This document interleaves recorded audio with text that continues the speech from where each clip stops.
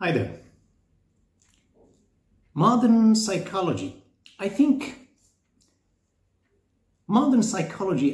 itself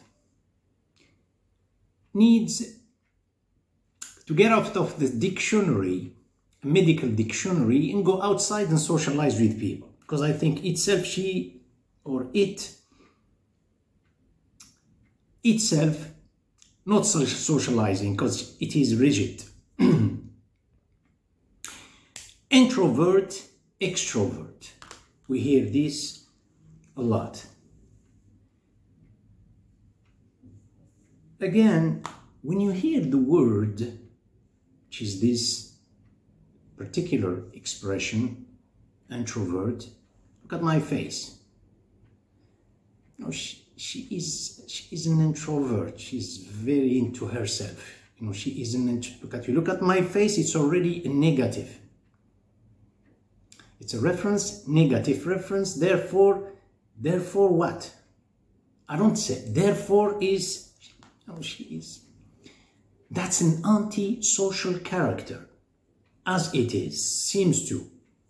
Look at my face, already negative, it's a reference, it's stagnation and etiquette on the back of the person. In contrast, you say, again, look at my face, you say, she's an extrovert, she's very extrovert, she socializes, she's sociable. That means extrovert, that means sociable, that means an open person, an open-minded. Look at that. How do you know that? Well, I'm an extrovert. Maybe I'm skipping the self. Maybe I escape the self.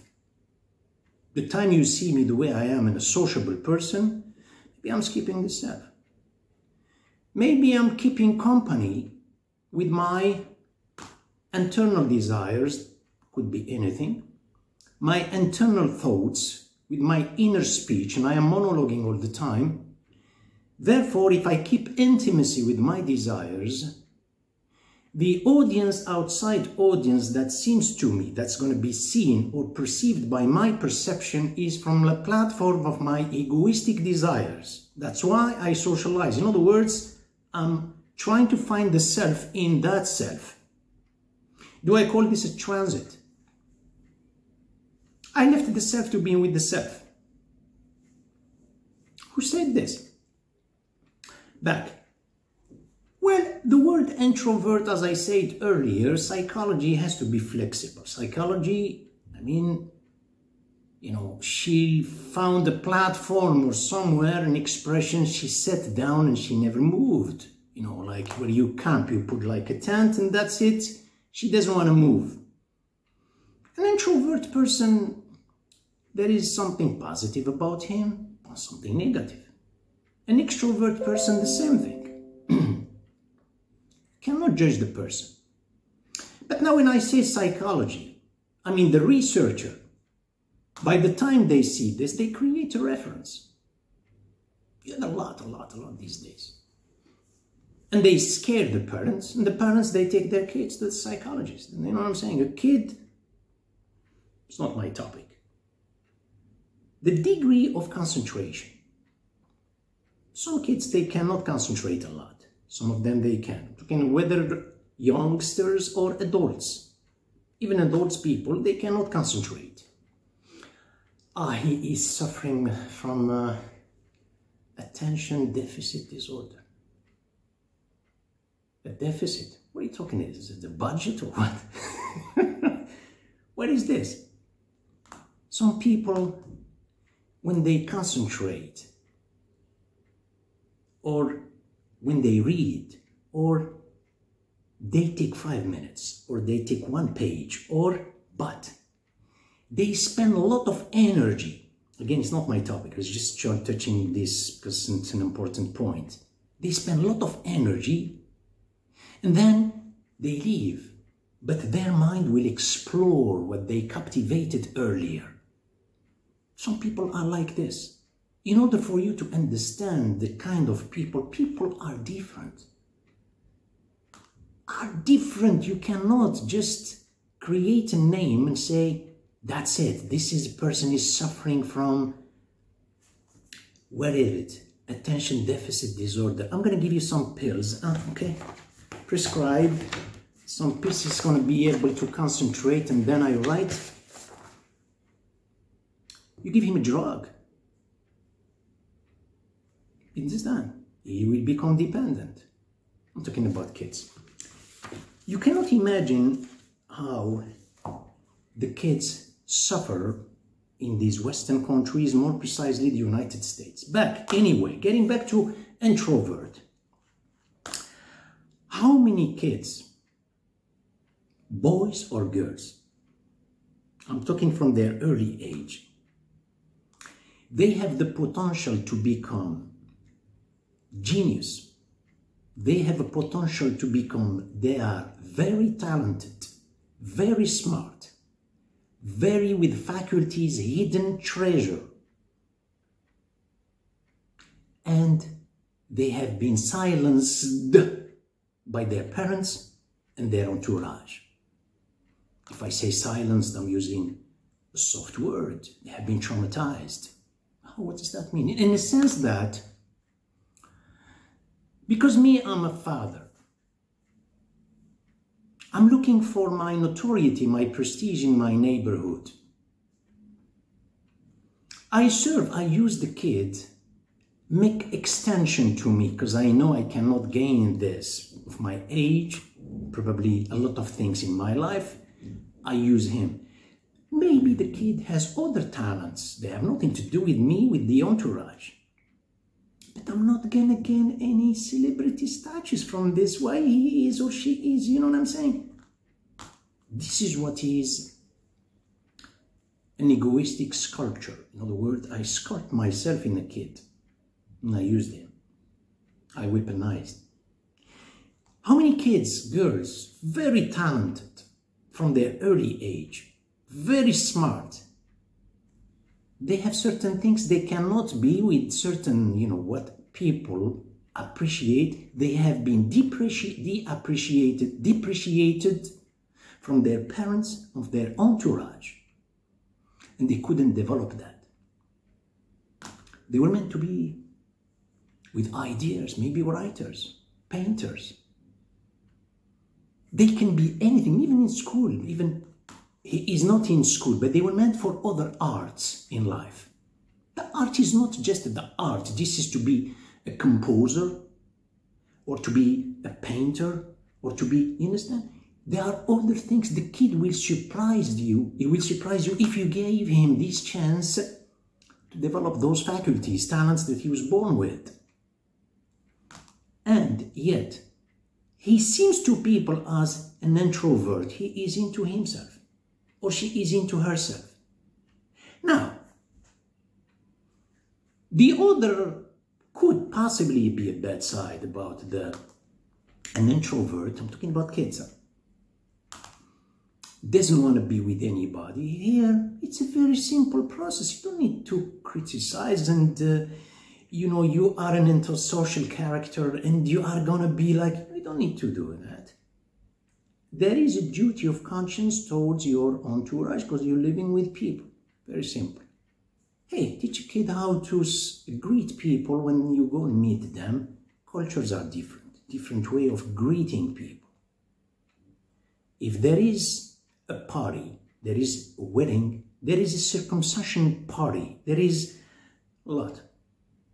Take a kid, teach him how to congratulate people. Teach him there is death, funeral. Teach him to go to the person. Kid, very simple expression, how to present your condolence to people. How to talk when you enter a place. How very, very simple. You don't need to criticize. You have to be sociable. You have to be, he is into himself. Let him concentrate. Let him be in his room, wherever to read. And pay attention these days. It's not the case where you have to abandon the kid like this. You know what's going on in the internet. What's going on TV. And TV is nothing. You compare it to the internet, to the iPhones, wherever. But anyway, now, there is something about an introvert as well. Keeping intimacy with the desires. This is an addictive desires. This is an addiction that's not good. But if a kid is a reader, a thinker, give a chance to the kid. Now, sometimes he will surprise you by some talents, whatever, some faculties, some discoveries. You'll be, well, here, be careful if a kid is glorifying the self. Because the monopole and the glorification of the self, from the self to the self, this is, what do you call it? It's like a vortex in the brain, in the mind. He will not ameliorate. He will give you a temporary satisfaction to him and to his observer. You know, if he were raised in like an environment, not necessarily like religious people, you know, just tell him this is a gift from your Creator. You should give credit to God. It's because an introvert, when he is into himself a lot, when he sees other people, he will develop the self as I dare you. He will create, competitors in his brain. And he will be dealing with I dare you, with a challenge. A challenge, le défi, doesn't develop the self. It develops an extrinsic energy. If the parents, they teach the kid, I'm talking about this person who seems an introvert, that, look, you're gifted, that's very nice with certain things. If you see someone better than you, know that, or bear in mind that God is giving him something and he's giving you something else. Don't think about something negative about people. This negative, positive vibes you hear in this modern society, this is what is transmitted from one person to another. He, the sincere person, will absorb positive vibes from the other one when he is sincere. In contrast, if he's thinking negative about others because jealousy, whatever, envy, he will develop negative things, will be transmitted to the kid. So as long as a kid, he is good, appreciate people, think them. But me as a father, I don't use the kid like this. I should use the word, I use him. You should be better than that. It's always a comparison, a challenge, a dare you, you know. A long time ago, when you hear about a gladiatorial arena, that's a very sincere area. Hey, I had big biceps, I come to prove myself. I represent my tribe. The other one comes there, the same thing, with his biceps. We're going to see who is the winner. Victory. That's a very sincere. Today, every venue, it is in transit all the time, the gladiatorial arena. Every venue, school, at work, forget it. Colleagues, neighbors, the smile is there, but the mind, there is a gladiatorial arena. And a gladiatorial arena is draining the energy. You know, the big winner, the winner is only the one who is sincere, who is wishing something good for people. It's not very easy for us. But, you know, this is the duty of conscience. It's not going outside and making a demonstration and criticizing the governments. Yeah, I don't have my own government. How can I look for another government? Introvert, extrovert. This is for youngsters.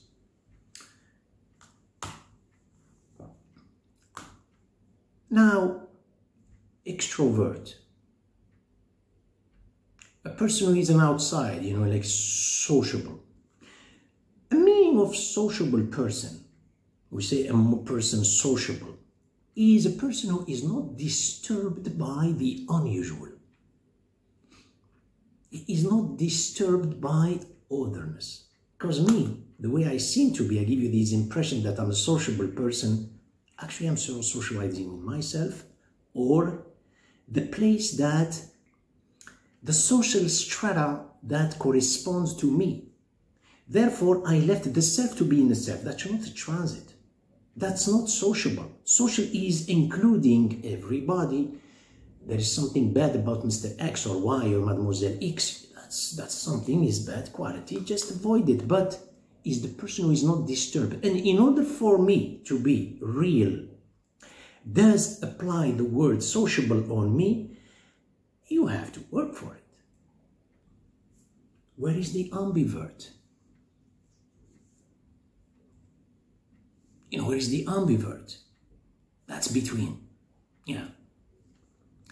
Prophet Muhammad sallallahu alaihi wasallam, he gave something in the 3 dimensions. He spoke about the first dimension, relationship in general. He said it's God. And you can be any believer, even if you are an atheist. You stand on a platform of atheism. Think about this. He said, in one hadith, he said, the first relation is with the Creator. That's the dimension, is itself. That's faith is creating dimension. Then, the second one, it's towards the self, intrapersonal. And the third one is interpersonal with people. You cannot avoid, or you cannot avoid these 3 dimensions. You're living them anyway, anyhow, anytime. What he told you, it's just a conformity. That's everybody lives this. He said, اتق الله حيثما كنت. He said, think about the supervision God, the Lordship. What does he do to you? Fear God anywhere you want, anyhow you are. It's in fear. In other words, don't think you are by yourself. Because the self with the self, it's a vortex. That's what we mean. I'm talking about the atheists. Say, I don't know, I believe in nature and I'm fine with nature. But the thing is, the faith is itself creating a vortex. You know, there are some forces, centripetal and centrifugal.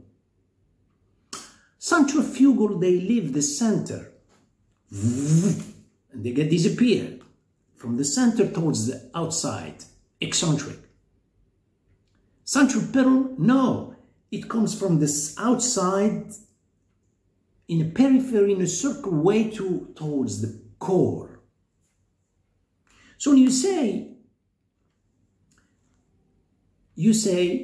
I don't need anything, this vortex is only making you deprived of some energy. You know, you welcome the sublimity, you welcome the Lordship. That's the dimension that's going to exist, that's going to be thick in your mind. Look at the society today. The US, they want to create a godless society. In the 50s, 60s, whatever, the movies. Everything was meant to create a godless society. People, they still think about, for instance, God, or they think, but you think about God during just Christmas, you understand? It's part of the consumer-producer process. That's what it is. And then, today, in recent years, they try to create or to eliminate the gender. And today, the self, there is no self. There is a robot. You know, the robotization before Jesus comes, the end of time, alayhi salam, this is what has to be. So, there is no relation with the Creator. When they think about the Creator, it's a kind of, you're talking to me about there is some kind of lobster is existing, something in as a fish in the, this is how they think about it. The kids were not raised to fear God. That's why, go to the crimes. You won't believe, follow the crimes, go, check them out within the family. The kid is killing for just life insurance, the parents. The husband is killing the wife just for a life insurance. The woman is killing her husband just for life insurance. For a lot of cases like this. And no remorse of conscience. Well, this is the scary thing. For neighbors, wherever, so this is what it means. fear God, the kid, do it yourself, or you have a kid, responsible kid, fear God anywhere you want. Think about this. It creates a dimension in your mind. You find that kind of harmony that cannot be put into words. The second thing is within yourself. أتبع السيئة الحسنة تمحوها. You say, follow your bad deeds with good deeds. Bad actions, bad whatever you did, follow them right away. If you follow them, it's because you regret it. Today, you know, society is like you rob a bank and it's, you know, with the fierty, you know, saying it's like nothing, no remorse of conscience. Stealing, killing, doing, it's like, you know what I'm saying? There's no remorse of conscience. There's no self.